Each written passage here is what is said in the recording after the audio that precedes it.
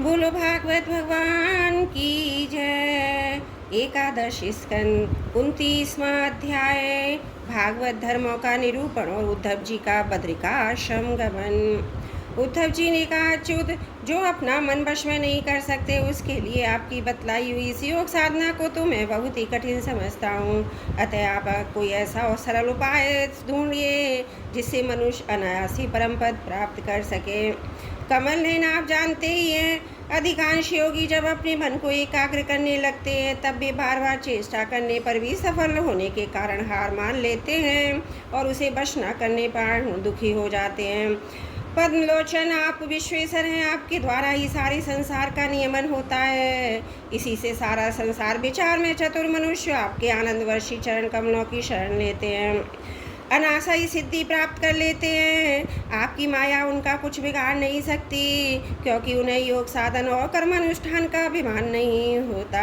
परंतु जो आपके चरणों का आश्रय नहीं लेते वे योगी और कर्मी आपके साधन के घमंड से भूल जाते हैं। अवश्य आपकी माया ने उनकी मति घर ली है। प्रभु, आप उनके हितैषी हैं।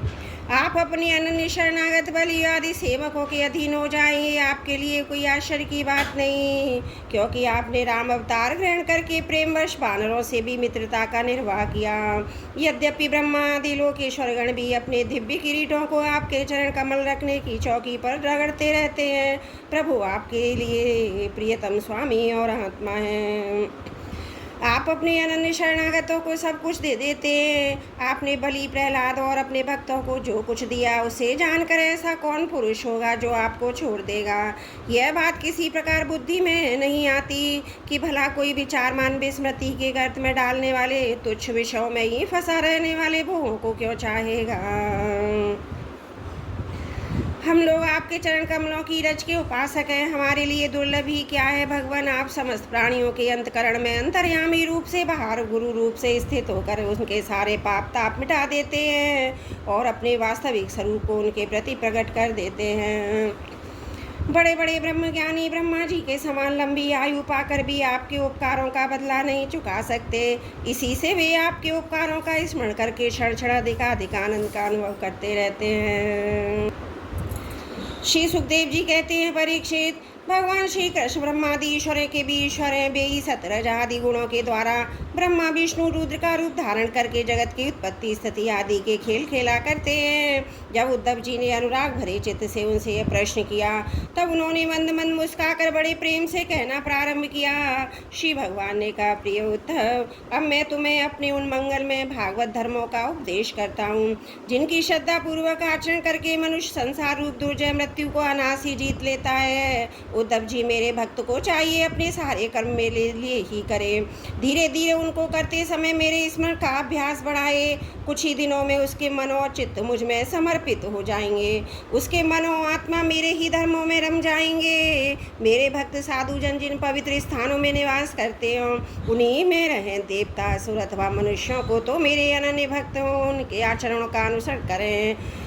पर्व के अवसरों पर उनके साथ मिलकर अथवा अकेला ही नृत्य, ज्ञान, वाद्य आदि महाराजोचित ठाट बाट से मेरी यात्रा आदि का महोत्सव करें। शुद्ध अंतकरण पुरुष आकाश के समान बाहर भीतर परिपूर्ण एवं आवरण शून्य मुझ परमात्मा को ही समस्त प्राणियों अपने हृदय में स्थित देखें। निर्मल बुद्धि उद्धव जी, जो साधक केवल इस ज्ञान दृष्टि का आश्रय लेकर संपूर्ण प्राणियों पदार्थों में मेरा दर्शन करता है, उन्हें मेरा ही रूप मानकर सत्कार करता है, तथा ब्राह्मण और चांडाल, चोर और ब्राह्मण भक्त, सूर्य, चिंगारी तथा कृपालु क्रूर में समान दृष्टि रखता है, उसे ही सच्चा ज्ञानी समझना चाहिए। जब निरंतर सभी नर नारियों में मेरी भावना की जाती है तब थोड़े ही दिनों में साधक के चित्त से स्पर्धा, होड़ी, ईर्ष्या, तिरस्कार, अहंकार आदि दोष दूर हो जाते हैं। अपने ही लोग यदि हंसी करें तो करने दें, उनकी परवाह ना करें मैं अच्छा हूँ वह बुरा है, ऐसी देह दृष्टि को, लोक लज्जा को छोड़ दें। अपने कुत्ते, चांडाल, गौ एवं गधे को भी पृथ्वी पर गिरकर साष्टांग दंडवत प्रणाम करें। जब तक समस्त प्राणियों में मेरी भावना, भगवत भावना न होने लगे तब तक इस प्रकार मन, वाणी और शरीर के सभी संकल्पों कर्मों द्वारा मेरी उपासना करता रहे। उद्धव जी, जब इस प्रकार सर्वत्र आत्म बुद्धि और ब्रह्म बुद्धि का अभ्यास किया जाता है तब थोड़े ही दिनों में उसे ज्ञान होकर सब कुछ ब्रह्म स्वरूप दिखने लगता है। ऐसी दृष्टि हो जाने पर सारे संशय संदेह अपने आप निवृत्त हो जाते हैं और सब कहीं मेरा साक्षात्कार करके संसार दृष्टि से उपराम हो जाता है। मेरी प्राप्ति के जितने साधन हैं उनमें तो सबसे श्रेष्ठ साधन यही समझता हूँ। समस्त प्राणियों पदार्थों में मन वाणी और शरीर की समस्त वृत्तियों से मेरी भावना की जाए। उद्धव जी, यही मेरा अपना भागवत धर्म है। इसको एक बार आरंभ कर देने के बाद फिर किसी प्रकार की विघ्न बाधा से इसमें रत्ती भर भी अंतर नहीं पड़ता, क्योंकि यह धर्म निष्काम है और स्वयं मैंने ही इसे निर्गुण होने के कारण सर्वोत्तम निश्चय किया है। भागवत धर्म में किसी प्रकार की त्रुटि पड़नी तो दूर रही, यदि इस धर्म का साधक भय शोक आदि के अवसर पर होने वाली भावना और रोने पीटने भागने जैसा निरर्थक कर्म भी निष्काम भाव से मुझे समर्पित कर दे तो वो मेरी प्रसन्नता के कारण धर्म बन जाता है। विवेकियों के विवेक, चतुरों की चतुराई की पराकाष्ठा इसी में है कि वे इस विनाशी और असत्य शरीर के द्वारा मुझे विनाशी एवं सत्य तत्व को प्राप्त कर लें। उद्धव जी, यह संपूर्ण ब्रह्म विद्या का रहस्य मैंने संक्षेप और विस्तार से तुम्हें सुना दिया।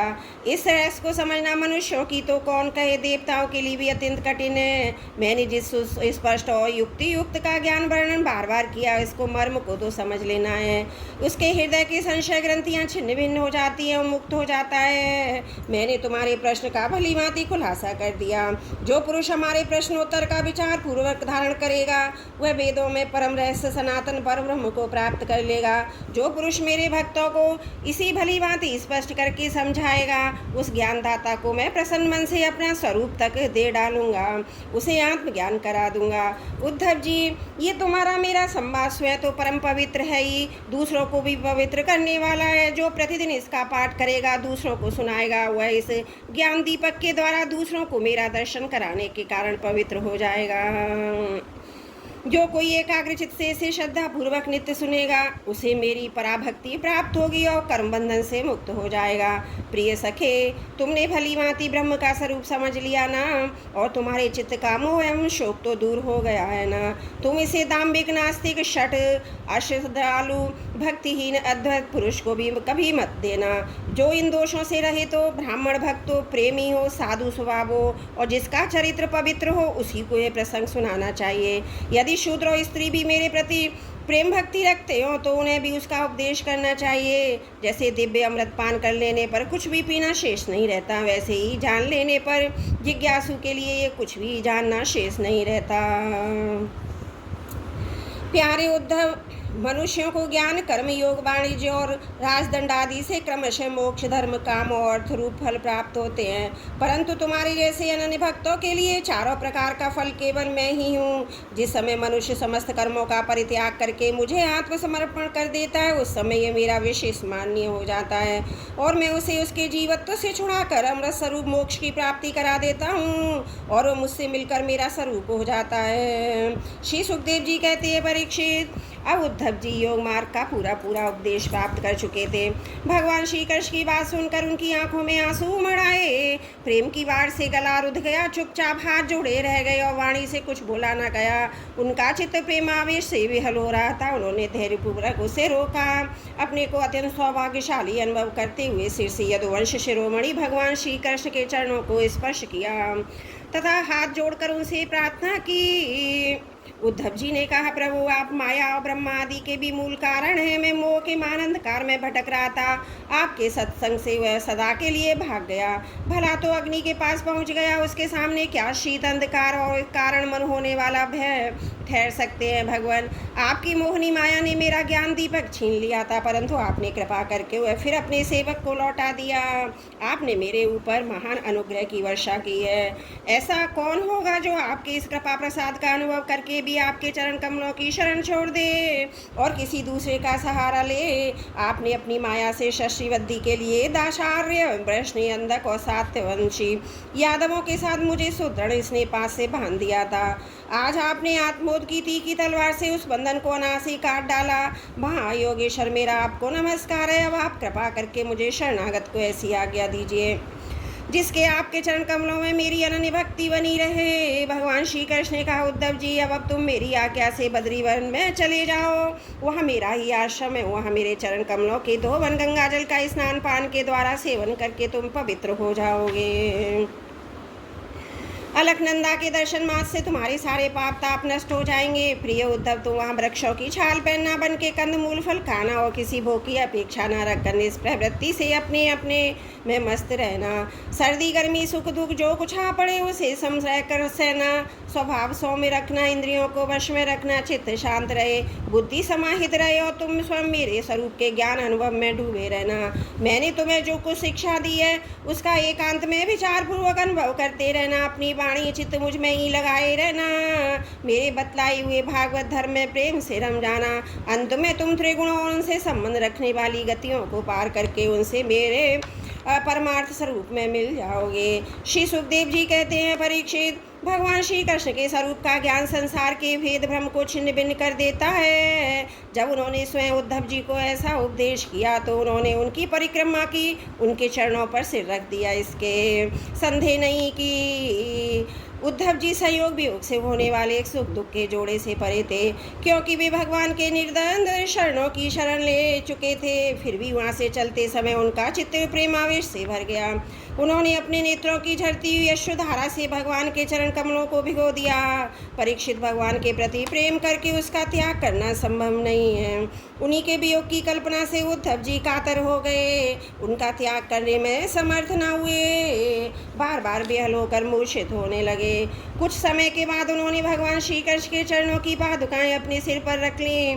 बार बार भगवान के चरणों में प्रणाम करके वहाँ से प्रस्थान किया।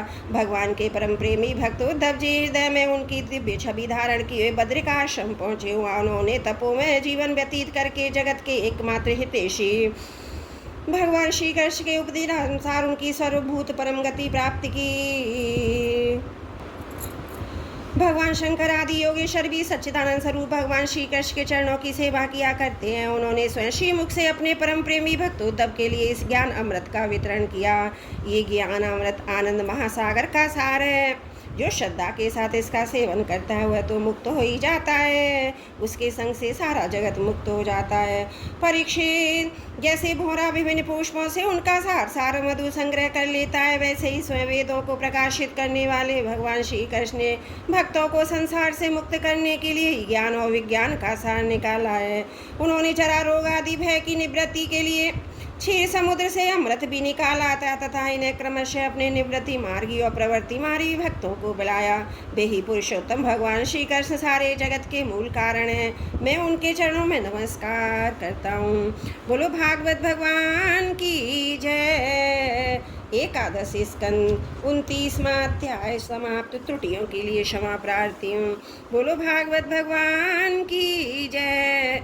एकादश स्कंद 30वां अध्याय यदुकुल का संहार। राजा परीक्षित ने पूछा, भगवान, जब महाभागवत उद्धव जी बद्रिका को वन को चले गए तब भूत भावन भगवान श्री कृष्ण ने द्वारका में क्या लीला रची? प्रभु, यदुवंश शिरोमणि भगवान श्री कृष्ण ने अपने कुल के ब्रह्मशापग्रस्त होने पर उसके नेत्रादि इंद्रियों के परम प्रिय अपने दिव्य श्री विग्रह की लीला का संवरण कैसे किया? भगवान, जब स्त्रियों के नेत्र उनके शिव विग्रह में लग जाते तब भी उन्हें वहां से हटाने में असमर्थ हो जाती थी। जब संत पुरुष उनकी रूप माधुरी का वर्णन सुनते हैं तब वह शिव विग्रह कानों के रास्ते प्रवेश करके उनके चित्त में गड़सा जाता है, वहां से हटना नहीं जानता। उनकी शोभा कवियों की काव्य रचना में अनुराग का रंग भर देती है और उनका सम्मान बढ़ा देती है।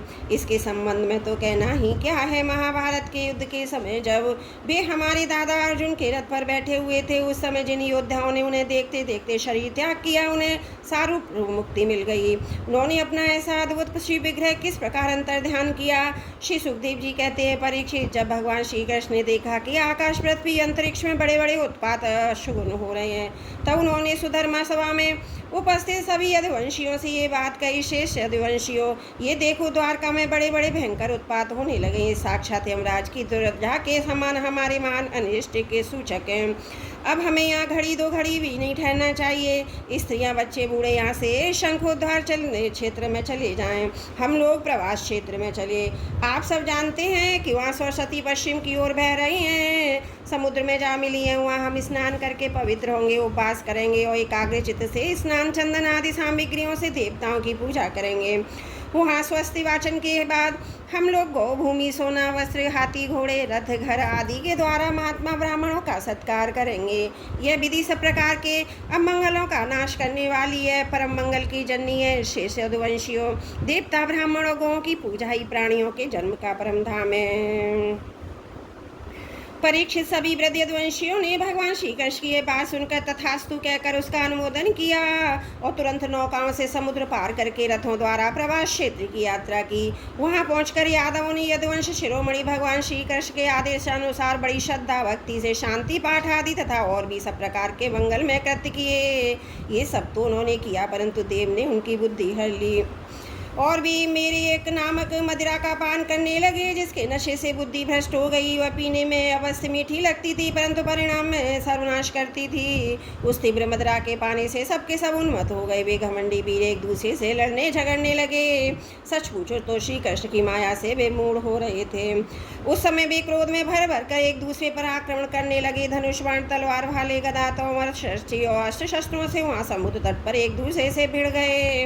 मत वाले यदुवंशी हाथियों घोड़े ऊंटों गधों खच्चरों बैलों भैंसों मनुष्यों पर भी सवार होकर एक दूसरे को बाणों से घायल करने लगे, मानो जंगली हाथी एक दूसरे पर दांतों से चोट कर रहे हैं। सबकी सवारियों पर ध्वजाएं फहरा रही थी। पैदल सैनिक भी आपस में उलझ रहे थे। प्रद्वंसाम से अक्रूर भोज से अनिरुद्ध साहित्यकी से सुभद्र संग्रामजित से भगवान श्री कृष्ण के भाई गदूसी नाम के उनके पुत्र से सुमित्र सुरथ से युद्ध करने लगे। ये सभी बड़े भयंकर योद्धा थे। क्रोध में भरकर एक दूसरे का नाश करने पर तुल गए। इनके अतिरिक्त निषट अलूमुक सहस्रजित शतजित और भानु आदि यादव भी एक दूसरे से गुथ गए। भगवान श्री कृष्ण की माया ने तो इन्हें अत्यंत मोहित कर ही रखा था। उधर मदिरा के नशे में इन्हें अंधा बना दिया था। दशार्य वर्षणी अंधक भोज सात्वत मधु अर्बुद माथुर सूरसेन विसर्जन कुकुर कुंती आदि वंशों के लोग सौहार्द और प्रेम को भुलाकर आपस में मारकाट करने लगे। मूर्तावश पुत्र पिता का, भाई भाई का, भांजा मामा का, नाती नाना का, मित्र मित्र का, सुहृद सुहृद का, चाचा भतीजे का तथा एक गोत्र वाले आपस में एक दूसरे के खून करने लगे। अंत में जब उनके सब बाण समाप्त हो गए, धनुष टूट गए और शास्त्रास्त्र नष्ट हो गए, तब उन्होंने अपने हाथों से समुद्र तट पर लगी हुई एका नाम की घास उखाड़नी शुरू की। यह वही घास थी जो ऋषियों के साप के कारण उत्पन्न हुई लोहे में मूसल के चूरे से पैदा हुई थी। हे राजन, उनके हाथों में आते ही वह घास वज्र के समान कठोर मुदगरों के रूप में परिणत हो गई। अब बेरोश में भरकर उसी घास के द्वारा अपने विपक्षियों पर प्रहार करने लगे। भगवान श्री कृष्ण ने मना किया तो उन्होंने उनको बलराम जी को भी अपना शत्रु समझ लिया। उन आतताइयों की बुद्धि ऐसी मूढ़ हो रही थी कि वे उन्हें मारने के लिए भी उनकी ओर दौड़ पड़े। कुरुनंदन, अब भगवान श्री कृष्ण बलराम जी भी क्रोध में भरकर युद्ध भूमि में इधर उधर विचरने लगे। मुट्ठी की मुट्ठी एर का घास उखाड़ उखाड़ कर उन्हें मारने लगे। एर का घास की मुट्ठी मुदगर के समान चोट करती है, जैसे बांसों की रगड़ से उत्पन्न होकर दावानल बांसों को ही भस्म कर देता है, वैसे ही ब्रह्मशाप से ग्रस्त और भगवान श्री कृष्ण की माया से मोहित यदुवंशियों के स्पर्धामूलक क्रोध ने उनका ध्वंस कर दिया। जब भगवान श्री कृष्ण ने देखा कि समस्त यदुवंशियों का संहार हो चुका है, तब उन्होंने ये सोचकर संतोष की सांस ली कि पृथ्वी का बचा कुचा भार भी उतर गया। परीक्षित, बलराम जी समुद्र तट पर बैठकर एकाग्रचित्त से ब्रह्म चिंतन करते हुए अपने आत्मा को आत्मस्वरूप में ही स्थिर कर लिया और मनुष्य शरीर छोड़ दिया। जब भगवान श्री कृष्ण ने देखा मेरे बड़े भाई बलराम जी परम पद में लीन हो गए, तब वे एक पीपल के पेड़ के तले जाकर चुपचाप धरती पर ही बैठ गए। भगवान श्री कृष्ण ने उन समय अपनी अंग कांति से दैदीप्यमान चतुर्भुज रूप धारण कर रखा था। धूम से रहित तो अग्नि के समान दिशाओं को अंधकार रहित प्रकाशवान बना रहे थे। वर्षाकालीन मेघ के समान सामने शरीर से तपे हुए सोने के समान ज्योति निकल रही थी। वक्षस्थल पर शिवस का चिन्ह शोभामान हो रहा था। वे रेशमी पीताम्बर की धोती और वैसा ही दुपट्टा धारण किए हुए थे। बड़ा ही मंगलमय रूप था। मुख कमल पर सुंदर मुस्कान, कपोलों पर नीली नीली अलकें बड़ी सुहावनी लगती थी। कमल के समान सुंदर सुंदर एवं सुकुमार नेत्र थे। कानों में मकराकृत कुंडल झिलमिला रहे थे। कमर में करदनी, कंधे पर यज्ञोपवीत, माथे पर मुकुट, कलाइयों में कंगन, बाहों में बाजूबंद, वक्षस्थल पर हार, चरणों में नूपुर, उंगलियों में अंगूठियां, गले में कौस्तुभ मणि शोभामान हो रही थी। घुटनों तक बनमाला लटकी हुई थी। शंख चक्र गदा आदि आयुध मूर्तिमान होकर प्रभु की सेवा कर रहे थे। उस समय भगवान अपनी दाहिनी जांघ पर वहां चरण रखकर बैठे हुए थे। लाल लाल तलवार रक्त कमल के समान चमक रहा था। परीक्षित, जरा नाम का एक भैलिया था। उसने मूसल के बचे हुए टुकड़े से अपने बाण की घांसी बना ली थी। उसे दूर से भगवान का लाल लाल अथवा हरिण के मुख के समान जान पड़ा। उसने उसे सचमुच हरिण समझकर अपने उसी बाण से बीत दिया। जब वह पास आया तब उसने देखा, अरे ये तो चतुर्भुज पुरुष है। अब तो वह अपराध कर चुका था, इसलिए डर के मारे कांपने लगा और दैत्य दलन भगवान श्री कृष्ण के चरणों पर सिर रखकर धरती पर गिर पड़ा। उसने कहा, हे मधुसूदन, मैंने अनजान में ये पाप किया है। सचमुच में मैं बहुत बड़ा पापी हूँ, परंतु आप परम यशस्वी और निर्विकार हैं। आप कृपा करके मेरा अपराध क्षमा कीजिए। सर्वव्यापक सर्वशक्तिमान प्रभु, महात्मा लोग कहा करते हैं कि आपके स्मरण मात्र से मनुष्यों का ज्ञान अंधकार नष्ट हो जाता है। बड़े खेद की बात है, मैंने स्वयं आपका ही अनिष्ट कर दिया।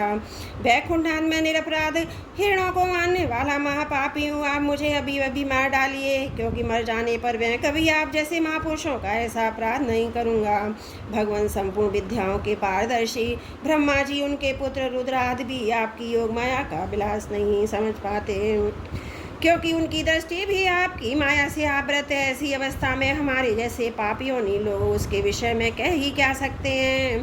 भगवान श्री कृष्ण ने कहा, हे जरे, तू डर मत, उठ है तो तूने मेरे मन का काम किया। जा, मेरी आज्ञा से तू स्वर्ग में निवास कर, जिसकी प्राप्ति बड़े बड़े पुण्यवानों को होती है।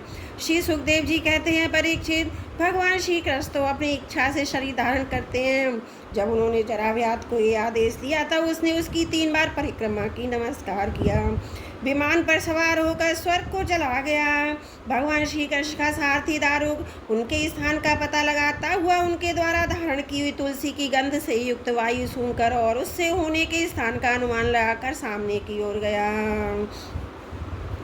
दारुक ने वहां जाकर देखा, भगवान श्री कृष्ण पीपल के वृक्ष के नीचे आसन लगाए बैठे हैं। सह तेज वाले आयुध मूर्तिवान होकर उनकी सेवा में संलग्न है। उन्हें देखकर दारुक के हृदय में प्रेम की बाढ़ आ गई, नेत्रों से आंसुओं की धारा बहने लगी। वह रथ से कूदकर भगवान के चरणों पर गिर पड़ा। उसने भगवान से प्रार्थना की, प्रभु, रात्रि के समय चंद्रमा के अस्त हो जाने पर राह चलने वाले की जैसी दशा हो जाती है, आपके चरण कमलों का दर्शन न पाकर मेरी भी वैसी दशा हो गई है। मेरी दृष्टि नष्ट हो गई है, चारों ओर अंधेरा छा गया। अब ना तो मुझे दिशाओं का ज्ञान है, ना मेरे हृदय में शांति है। परीक्षित, अभी दारुक इस प्रकार कह ही रहा था कि उसके सामने ही भगवान का गरुड़ ध्वज रथ पताका घोड़ों के साथ आकाश में उड़ गया। उसके पीछे पीछे भगवान दिव्य आयुध भी चले गए। ये सब देखकर दारुक के आश्चर्य की सीमा न रही। तब भगवान ने उनसे कहा, दारुक, अब तुम द्वारका चले जाओ। वहाँ यदुवंशियों के पारस्परिक संहार, भैया बलराम जी की परम गति और मेरे स्वधाम गमन की बात कहो। उनसे कहना कि अब तुम लोगों को अपने परिवार वालों के साथ द्वारका में नहीं रहना चाहिए। मेरे न रहने पर समुद्र उस नगरी को डुबो देगा। सब लोग अपनी अपनी धन संपत्ति, कुटुंब और मेरे माता पिता को लेकर अर्जुन संरक्षण में इंद्रप्रस्थ चले जाएं। दारुक, तुम मेरे द्वारा उपदिष्ट भागवत धर्म का आश्रय लो, ज्ञान निष्ठ होकर सबकी उपेक्षा कर दो तथा इस दृश्य को मेरी माया की रचना समझकर शांत हो जाओ। भगवान का ये आदेश पाकर दारुक ने उनकी परिक्रमा की और उनके चरण कमल अपने सिर पर रखकर बारंबार प्रणाम किया। तदंतर वह उदास मन से द्वारका के लिए चल पड़ा। बोलो भागवत भगवान की जय। एकादशी स्कंद 30वां अध्याय समाप्त। त्रुटियों के लिए क्षमा प्रार्थी हूँ। बोलो भागवत भगवान की जय। एकादशी स्कंद 31वां अध्याय, श्री भगवान का स्वधाम गमन। श्री सुखदेव जी कहते हैं, परीक्षित, दारुक के चले जाने पर ब्रह्मा जी, शिव पार्वती, इंद्र आदि लोकपाल, मरीचि आदि प्रजापति, बड़े बड़े ऋषि मुनि, पितर, सिद्ध, गंधर्व, विद्याधर, नाग, चारण, यक्ष, राक्षस, किन्नर, अप्सराएं तथा गरुण लोक के विभिन्न पक्षी तथा मैत्रेय आदि ब्राह्मण भगवान श्री कृष्ण के परम धाम प्रस्थान को देखने के लिए बड़ी उत्सुकता से वहां आए। वे सभी भगवान श्री कृष्ण के जन्म लीलाओं का गान अथवा वर्णन कर रहे थे। उनके विमानों से सारा आकाश बरसा गया था। वे बड़ी भक्ति से भगवान पर पुष्पों की वर्षा कर रहे थे। सर्वव्यापक भगवान श्री कृष्ण ने ब्रह्मा जी अपने विभूति स्वरूप देवताओं को देखकर अपने आत्मा को स्वरूप में स्थित किया और कमल के समान नेत्र बंद कर लिए। भगवान का श्री विग्रह उपासकों की ध्यान और धारणा का मंगलमय आधार और समस्त लोगों के लिए परम रमणीय आश्रय, इसलिए उन्होंने योगियों के समान अग्नि देवता संबंधी योग धारणा के द्वारा उसको जलाया नहीं। सशशीर अपने धाम में चले गए। उस समय स्वर्ग में नगारे बजने लगे और आकाश से पुष्पों की वर्षा होने लगी। परीक्षित, भगवान श्री कृष्ण के पीछे पीछे इस लोक से सत्य, धर्म, धैर्य, कीर्ति और श्री देवी भी चली गईं। भगवान श्री कृष्ण की गति मनोवाणी के परे है। तभी तो जब भगवान अपने धाम में प्रवेश करने लगे तब ब्रह्मादि देवता भी उन्हें न देख सके। इस घटना से उन्हें बड़ा विस्मय हुआ।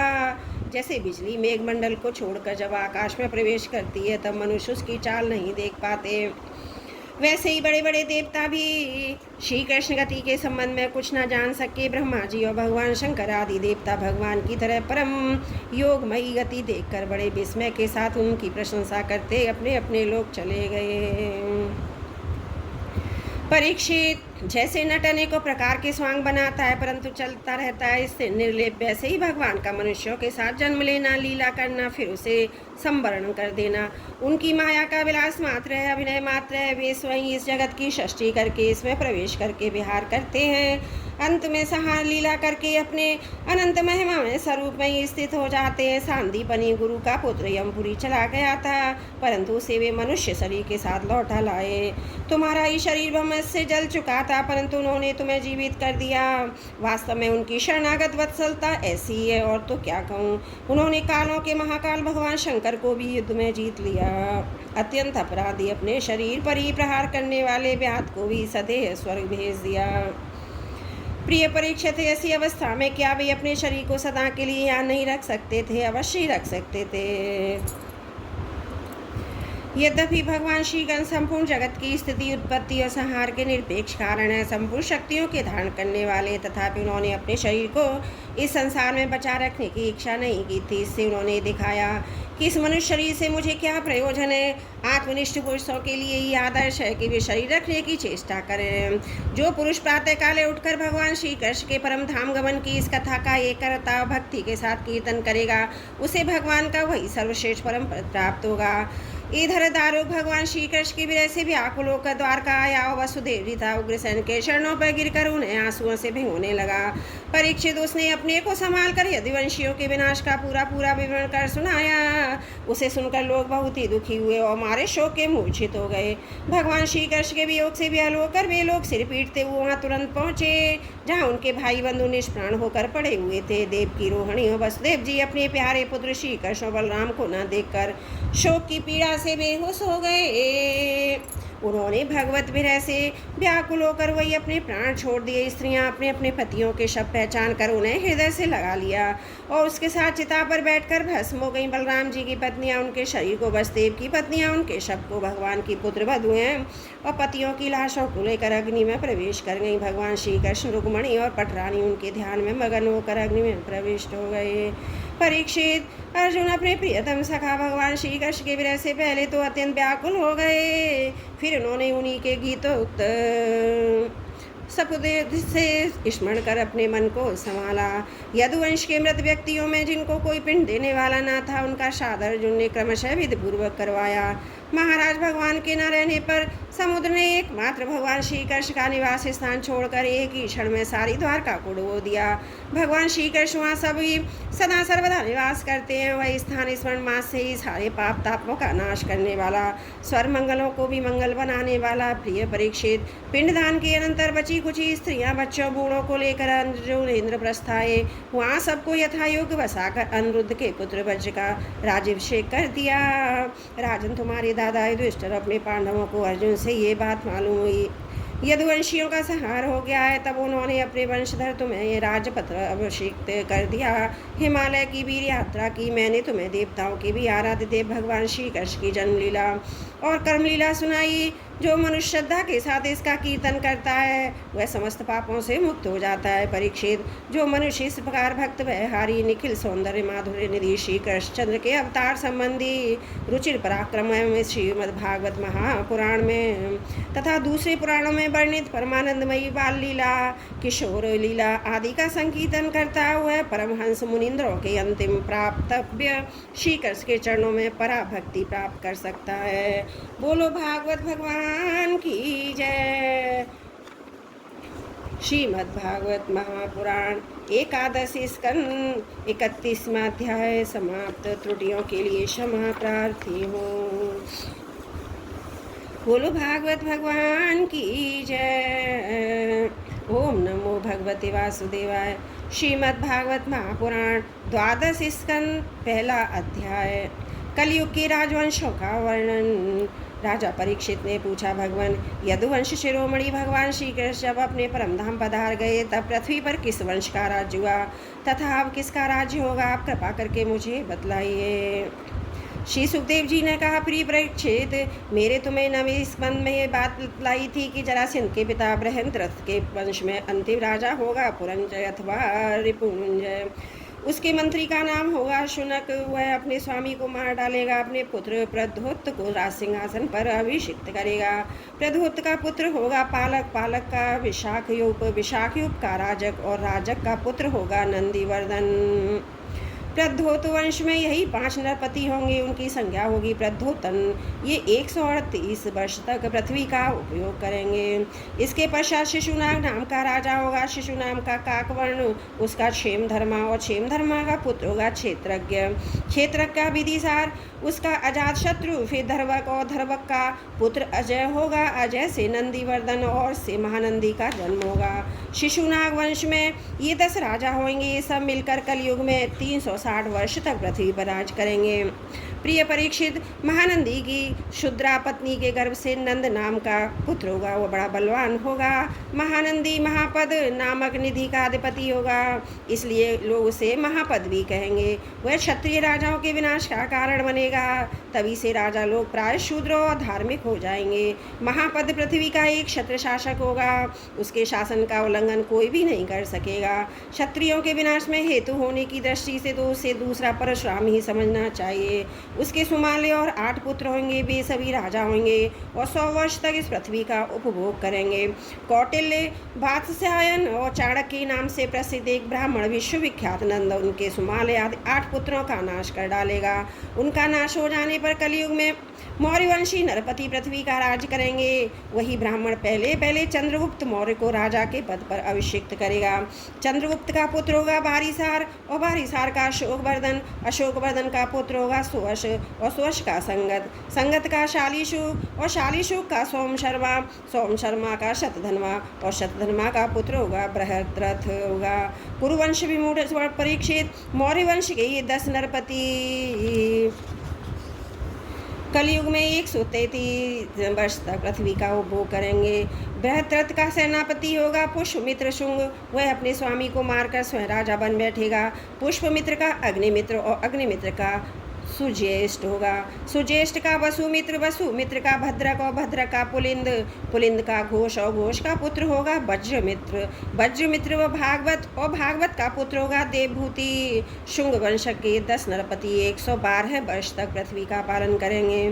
परीक्षित, शुंगवंशी नरपतियों का राज्यकाल समाप्त होने पर यह पृथ्वी कर्णवंशी नरपतियों के हाथ में चली आएगी।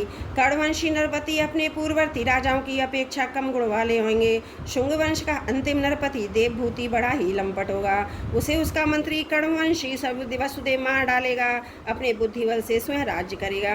वसुदेव का पुत्र होगा भूमित्र, भूमित्र का नारायण, नारायण का सुशर्मा, सुशर्मा बड़ा यशस्वी होगा। कर्णवंश के ये 4 नरपति काड्यवायन कहलाएंगे और कलयुग में 345 वर्ष तक पृथ्वी का उपभोग करेंगे। प्रिय परीक्षित, कर्णवंशी सुशर्मा का एक शूद्र सेवक होगा बलि। वह अंध्र जाति का एक बड़ा दुष्ट होगा। वह सुशर्मा को मारकर कुछ समय स्वयं पृथ्वी का राज्य करेगा। इसके बाद उसका भाई कृष्ण राजा होगा। कृष्ण का पुत्र श्री शांत कर्ण, उसका पौर्णमास होगा। पौर्णमास का लंबोदर और लंबोदर का पुत्र लिविचर्ग होगा। चिवलिक का मेध स्वाति, मेध स्वाति का अटमान, अटमान का निष्ठकर्मा, निष्ठकर्मा का हाले, हाले का तलक, तलक का पुरुष भीरु, पुरुष भीरु का पुत्र होगा राजा सुनंदन। परीक्षित, सुनंदन का पुत्र होगा चकोर। चकोर के 8 पुत्र होंगे जो सभी बहु कहलाएंगे। इनमें सबसे छोटे का नाम होगा शिव स्वाति। वह बड़ा ही वीर होगा और शत्रुओं का दमन करेगा। शिव स्वाति का गोमिति पुत्र, उसका पुत्र होगा पूरीमान। पूरीमान का भेदशिरा, भेदशिरा का शिविस्कंद, शिविस्कंद का यज्ञश्री, यज्ञश्री का विजय और विजय के 2 पुत्र होंगे चंद्रविज्ञ और लोमधि। परीक्षित, ये 30 चार राजा 456 वर्ष तक पृथ्वी का राज्य भोगेंगे। परीक्षित इसके पश्चात अभिमृति नगरी के 7 आभीर, 10 गर्दभी और 16 कंक पृथ्वी का राज्य करेंगे। ये सब के सब बड़े लोभी होंगे। इनके 8 के बाद यवन और 14 तुर्क राज करेंगे। इसके बाद 10 गुरुंड और 11 मौन नरपति होंगे। मौनों के अतिरिक्त ये सब 1099 वर्ष तक पृथ्वी का उपभोग करेंगे तथा 11 मौन नरपति 300 वर्ष तक पृथ्वी का शासन करेंगे। जब उनका राज्यकाल समाप्त हो जाएगा तब किलकिला नाम की नगरी में भूतनंद नाम का राजा होगा। भूतनंद का बंगिरी का भाई सुषनंदी और यशोनंदी और प्रबीरक ये 106 वर्ष तक राज्य करेंगे। इनके 13 पुत्र होंगे और वे सबके सब बाहिक कहलाएंगे। इनके पश्चात पुष्पमित्र नामक क्षत्रिय उसके पुत्र द्रुमित्र का राज्य होगा। परीक्षित बाहिक वंशी नरपति एक साथ ही विभिन्न प्रदेशों में राज्य करेंगे। उनमें 7 आंध्र देश के तथा 7 ही कौशल देश के अधिपति होंगे। कुछ विदूर भूमि के शासक और कुछ निषद देश के स्वामी होंगे। इनके बाद मगध देश का राजा होगा विश्वेश्वर जी और ये पूर्वोक्त पुरंजय के अतिरिक्त द्वितीय पुरंजय कहलाएगा। ये ब्राह्मण आदि उच्च वर्णों को पुलिंद यदु और मद्र आदि मलेच्छा प्राय जातियों के रूप में परिणित कर देगा।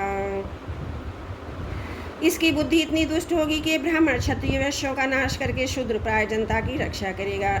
यह अपने बलवीर से क्षत्रियों को उछाड़ देगा। पद्मतीपुरी को राजधानी बनाकर हरिद्वार लेकर प्रयाग पर्यंत सुरक्षित पृथ्वी का राज करेगा। परीक्षित ज्यों ज्यों घोर कलयुग आता जाएगा त्यों त्यों सौराष्ट्र अवंती आभीर शूर अरुद और मालव देश के ब्राह्मणगण संस्कार शून्य हो जाएंगे। राजा लोग भी शूद्र तुल्य हो जाएंगे। सिंधु तट चंद्रभागा का तटवर्ती प्रदेश कौंतीपुरी और काश्मीर मंडल पर प्राय शूद्रों का संस्कार एवं ब्रह्मतेज से ही नाम मात्र के द्विजों का और मलेच्छों का राज्य होगा। परीक्षित ये सबके सब राजा आचार विचार में मलेच्छ प्राय होंगे। ये सब एक ही समय भिन्न भिन्न प्रांतों में राज्य करेंगे। ये सबके सब परले सिरे के झूठे या धार्मिक और स्वल्प दान करने वाले होंगे। छोटी छोटी बातों को लेकर ही ये क्रोध के मारे आग बबूला हो जाया करेंगे। ये दुष्ट लोग स्त्री बच्चे को ब्राह्मणों को मारने में भी नहीं हिचकेंगे। दूसरे की स्त्री और धनहत्नियों के लिए ये सर्वदा उत्सुक रहेंगे। ना तो ये बढ़ते देर लगेगी ना घटते क्षण में रुष्टो क्षण में तुष्ट। इनकी शक्ति आयु थोड़ी होगी। इनमें परंपरागत संस्कार नहीं होंगे। ये अपने कर्तव्य कर्म का पालन नहीं करेंगे। रजोगुण तमोगुण से अंधे बने रहेंगे। राजा के वेश में ये मलेच्छी होंगे। वे लूट खसोट कर अपनी प्रजा का खून चूसेंगे। जब ऐसे लोगों का शासन होगा तो देश की प्रजा में भी वैसी स्वभाव आचरण और भाषण की वृद्धि हो जाएगी। राजा लोग तो इनका शोषण करेंगे ही, वे आपस में भी एक दूसरे को उत्पीड़न करेंगे। अनंत में सब के सब नष्ट हो जाएंगे। बोलो भागवत भगवान की जय। 12 स्कंद प्रथम अध्याय समाप्त। त्रुटियों के लिए क्षमा चाहती हूँ। बोलो भागवत भगवान की जय। 12 स्कंद दूसरा अध्याय कलयुग के धर्म। श्री सुखदेव जी कहते हैं, परीक्षित समय बड़ा बलवान है। ज्यों ज्यों घोर कलयुग आता जाएगा त्यों त्यों उत्तरोत्तर धर्म सत्य पवित्रता क्षमा दया आयु बल और स्मरण शक्ति का लोप होता जाएगा। कलयुग में जिसके पास धन होगा उसी को लोग कुलीन सदाचारी और सद्गुणी मानेंगे। जिसके हाथ में शक्ति होगी वही धर्म न्याय की अवस्था अपने अनुकूल करा सकेगा। विवाह संबंध के लिए कुल शील योग्यता आदि की परख निरख नहीं रहेगी। युवक युवतियों की पारसिक रुचि से संबंध हो जाएगा। व्यवहार की निपुणता सच्चाई ईमानदारी में नहीं रहेगी। जो जितना छल कपट कर सकेगा वह उतना ही व्यवहार कुशल माना जाएगा। स्त्री और पुरुष की श्रेष्ठ का आधार उनका शील संयम न होकर केवल रति कौशल ही रहेगा। ब्राह्मण की पहचान उसके गुण स्वभाव से नहीं यज्ञोपति से हुआ करेगी। वस्त्र दंड कमंडल आदि से ही ब्रह्मचारी सन्यासी आदि आश्रमियों की पहचान होगी। एक दूसरे का चिन्ह स्वीकार कर लेना ही एक से दूसरे आश्रम में प्रवेश का स्वरूप होगा। जो घूस देने या धन खर्च करने में असमर्थ होगा उसे अदालतों से ठीक ठीक न्याय न मिल सकेगा। जो बोलचाल में जितना चालाक होगा उसे उतना ही बड़ा पंडित माना जाएगा। असाधुता की दोषी होने की एक ही पहचान रहेगी, गरीब होना। जो जितना अधिक दंभ पाखंड कर सकेगा उसे उतना ही बड़ा साधु समझा जाएगा। विवाह के लिए एक दूसरे की स्वीकृति प्राप्त होगी। शास्त्रीय विधि विधान की संस्कार आदि की कोई आवश्यकता न समझी जाएगी। बाल आदि संवार कर कपड़े लत्ते से लैस हो जाना ही स्नान समझा जाएगा।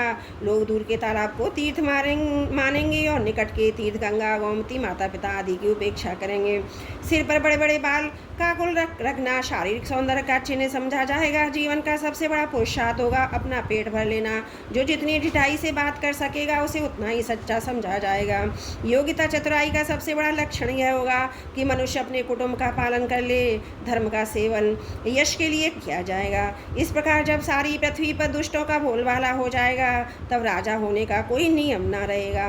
ब्राह्मण क्षत्रिय वैश्य अथवा शूद्र में जो बली होगा वही राजा बन बैठेगा। उस समय के नीच राजा अत्यंत निर्दय क्रूर होंगे। लोभी तो इतने होंगे कि उसमें लुटेरों में कोई अंतर नहीं किया जा सकेगा। वे प्रजा की पूंजी एवं पत्नियों तक को छीन लेंगे। उनसे डरकर प्रजा पहाड़ों जंगलों में भाग जाएगी। उस समय प्रजा तरह तरह के शाक कंद मूल मांस फल गुठली बीज आदि खाकर अपना पेट भरेगी। कभी वर्षा ना होगी, सूखा पड़ जाएगा, तो कभी कल लगाए जाएंगे, कभी कड़ाके की सर्दी पड़ेगी तो कभी पाला पड़ेगा, कभी आंधी चलेगी, कभी गर्मी पड़ेगी तो कभी बाढ़ आ जाएगी। उत्पातों से तथा आपस के संघर्ष से प्रजा अत्यंत पीड़ित होगी, नष्ट हो जाएगी। जो लोग भूख प्यास व नाना प्रकार की चिंताओं से दुखी रहेंगे, रोगों से उन्हें छुटकारा ही ना मिलेगा। कलयुग में मनुष्य की परमायु केवल 20 या 30 वर्ष की होगी।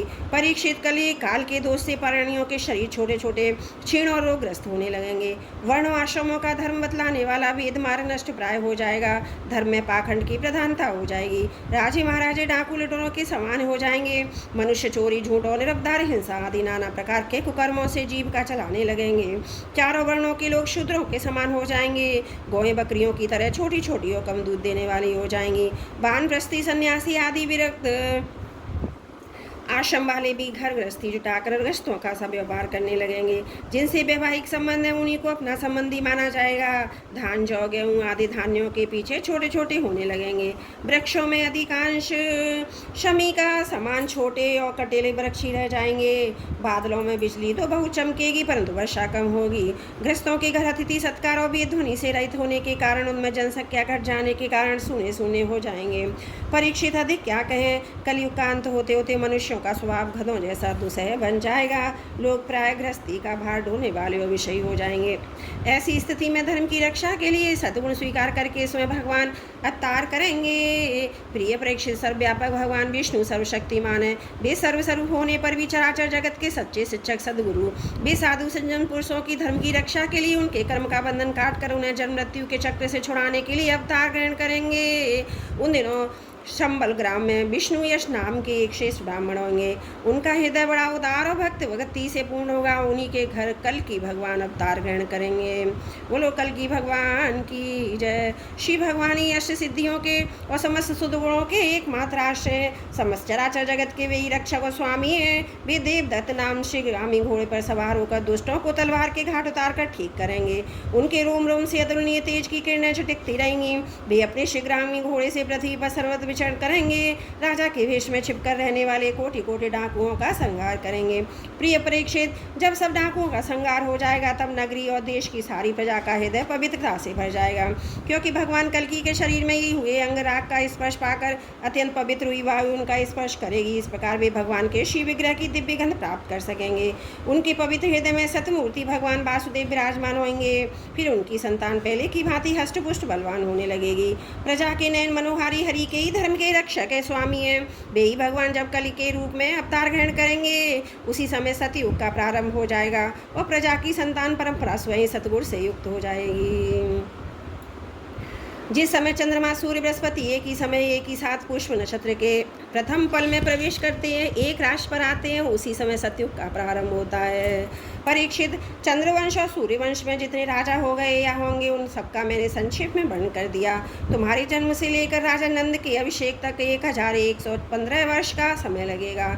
जिस समय आकाश में सप्तऋषि का उदय होता है उस समय पहले उनमें से 2 ही तारे दिखाई पड़ते हैं। उनके बीच में दक्षिणोत्तर रेखा पर संभाग में अश्वनी आदि नक्षत्रों में से एक नक्षत्र दिखाई पड़ता है। उस नक्षत्र के साथ सप्तऋषिगण मनुष्यों की गणना से 100 वर्ष तक रहते हैं। वे तुम्हारे जन्म के समय इस समय भी मेघ नक्षत्र पर स्थित हैं। स्वयं सर्वव्यापक सर्वशक्तिमान भगवान ही शुद्ध सत्य में विग्रह के साथ शीघ्र कृष्ण के रूप में प्रकट हुए थे। वे जिस समय अपनी लीला संवरण करके परमार्थ को पधार गए, उसी समय कलयुग ने संसार में प्रवेश किया। उसी के कारण मनुष्यों की मति गति पाप की ओर ढुलक गई। जब तक लक्ष्मीपति भगवान श्री कृष्ण अपने चरण कमलों से पृथ्वी का स्पर्श करते रहे, तब तक कलयुग पृथ्वी पर अपना पैर न जमा सका। परीक्षित जिस समय सप्तऋषि मघा नक्षत्र में विचरण करते रहते, उसी समय कलयुग का प्रारंभ होता है। कलयुग की आयु देवताओं की वर्ष गणना से 1200 वर्षों की, अर्थात मनुष्यों की गणना के अनुसार 4,32,000 वर्ष की है। जिस समय सप्तऋषि मघा से चलकर पूर्वाषाढ़ा नक्षत्र में जा चुके होंगे, उस समय राजा नंद का राज्य रहेगा। तभी से कलयुग की वृद्धि शुरू होगी। पुरातत्ववेत्ता ऐतिहासिक विद्वानों का कहना है कि जिस दिन भगवान श्री कृष्ण ने अपने परम धाम को प्रयाण किया, उसी दिन उसी समय कलयुग का प्रारंभ हो गया।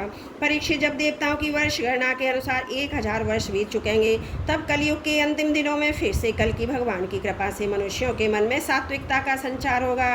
लोग अपने वास्तविक स्वरूप को जान सकेंगे। तभी से सतयुग का प्रारंभ भी होगा।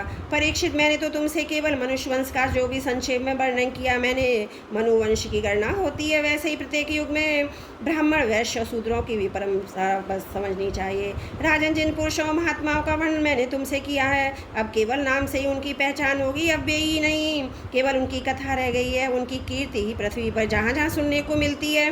भीष्म पितामह के पिता राजा शंतनु के भाई देवापी और इक्ष्वाकुवंशी मरु इस समय कलाप ग्राम में स्थित हैं। वे बहुत बड़े योग बल से युक्त हैं। कलयुग के अंत में कल की भगवान की आज्ञा से वे फिर यहाँ आएंगे। पहले की भांति वर्णाश्रम धर्म का विस्तार करेंगे। सतयुग, त्रेता, द्वापर, कलयुग, यही 4 युग हैं। ये पूर्वोक्त क्रम के अनुसार अपने अपने समय में पृथ्वी के प्राणियों पर अपना अपना प्रभाव दिखाते हैं।